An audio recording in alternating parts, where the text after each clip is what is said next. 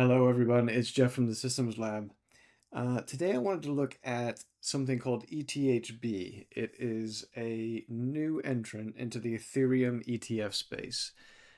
We've probably heard of ETHE before. This is the older Grayscale product that we've been using pretty much since inception of PRX.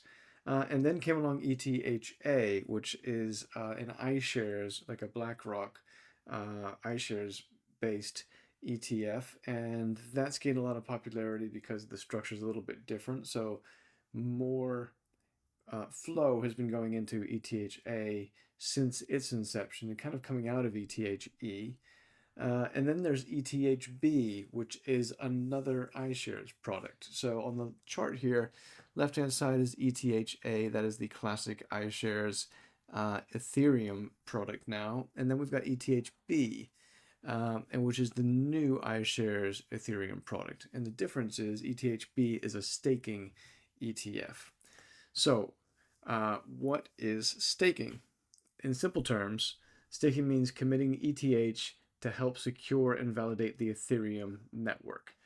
So in return for that, we're also getting like the network to pay a reward. So it's almost like it pays you a little bit to commit some of your ETH, your Ether, to the network to actually just make the whole system work in the whole crypto land.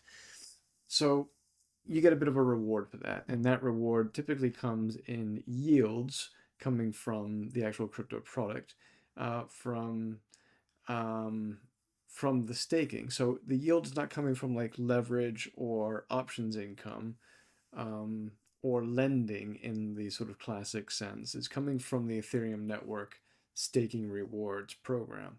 So the next question really is, how much is the yield and how is it paid? The number, or the reported numbers around ETHB, suggest that the gross staking yield is in the low single digits, roughly 3% annualized. But it's variable and it'll move around. So it's not huge, but it's something, and it's a way of getting some yield out of these sort of crypto products, right?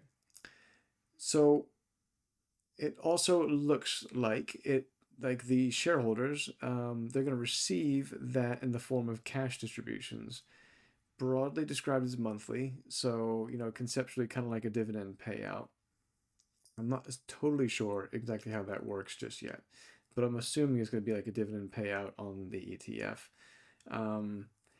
And the reported coverage on this also suggests that investors receive roughly 82% of the gross staking rewards. So the rest of that kind of goes towards like costs for the ETF provider, and just running the whole staking system. So you don't even get all of the staking rewards at the end of the day, but again, there's a little something there. And so, what do we do with that?